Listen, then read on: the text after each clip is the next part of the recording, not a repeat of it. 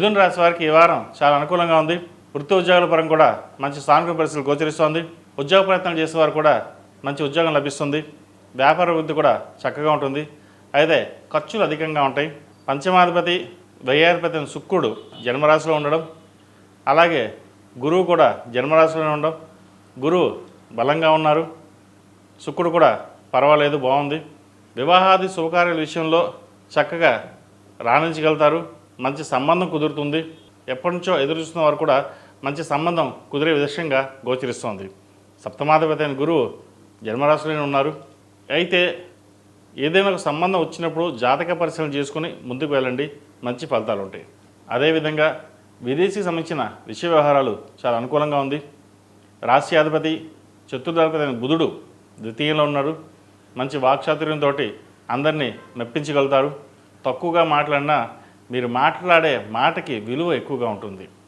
నలుగురిలోనూ మాట పెరుగుతుంది, విలువ పెరుగుతుంది. చక్కగా మాట్లాడుతున్నారు, భవిష్యత్ బాగుంది అనే ఆలోచన ఎక్కువగా గోచరిస్తుంది. అదేవిధంగా కుటుంబం సంబంధించిన విషయ వ్యవహారాలు మొత్తం మీపైనే బుధస్కంధాల మీద వేసుకుని ముందుకు నడిపిస్తారు.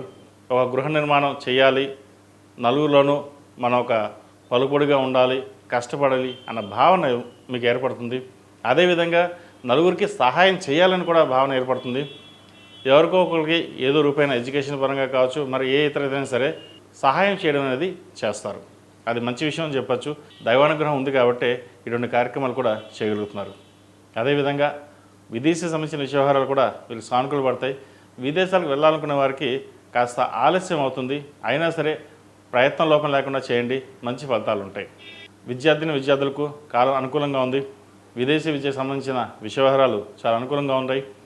ముఖ్యంగా అడ్మినిస్ట్రేషన్ సంబంధించి, సాఫ్ట్వేర్ సంబంధించి, అకౌంటింగ్ సంబంధించి ఈ విషయ వ్యవహారాలు మీకు చక్కగా ఉన్నాయి.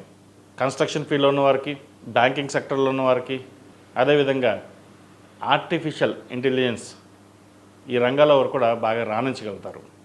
ఖర్చుల మటుకి ఎక్కువగా ఉంటుంది, వాటి విషయంలో చూసుకోండి.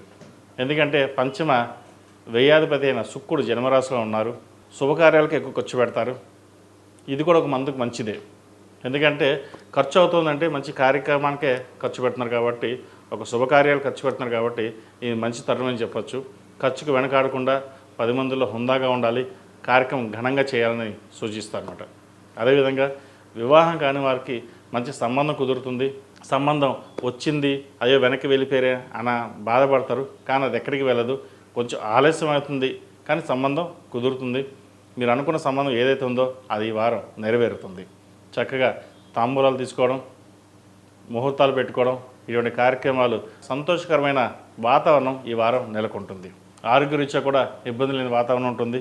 మొత్తం మీద గడిచిన కొన్ని వారాల కంటే కూడా ఈ మిథున రాశి వారికి ఈ వారం చాలా వరకు బాగుందని చెప్పవచ్చు. ఈ రాశిలో జన్మించిన స్త్రీలకు వృత్తి ఉద్యోగాల పరంగా, వ్యాపార పరంగా చెప్పుకోదగిన స్థాయిలో ఇబ్బందులు ఏర్పడవు. విదేశీ సంబంధించిన విషయ వ్యవహారాలకు మటుకి కాస్త ఆలస్యం అవుతాయి. జీవిత భాగస్వామి సలహాలు, సూచనలు మీరు పాటించి ముందుకు వెళ్తారు. భాగస్వామి వ్యాపారాలు కూడా ఈ వారం కలిసి వచ్చే విధంగా గోచరిస్తోంది. నూతన వ్యాపారాలు ప్రారంభించాలని యోచన చేస్తారు, అది ప్రారంభించండి. ఈ రాశిలో జన్మించిన వారికి కలిసి వచ్చే సంఖ్య 3, కలిసి వచ్చే రంగు తెలుపు. ఏదైనా పని మీద బయటకు వెళ్ళేప్పుడు బుధవారం కానీ శుక్రవారం అడిగిన వెళ్ళండి, మంచి ఫలితాలు సంప్రాప్తిస్తాయి. అదేవిధంగా ఈ రాశివారు ప్రతిరోజు ప్రతినిత్యం మొగలు పువ్వు కుంకుమతోటి, ఆరవల కుంకుమతోటి, కుబేర కుంకుమతోటి అమ్మవారిని పూజించండి.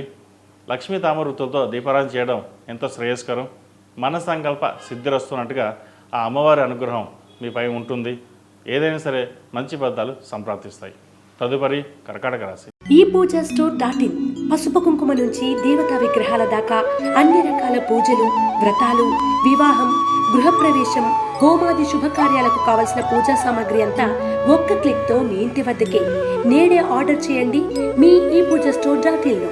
One stop for all puja needs.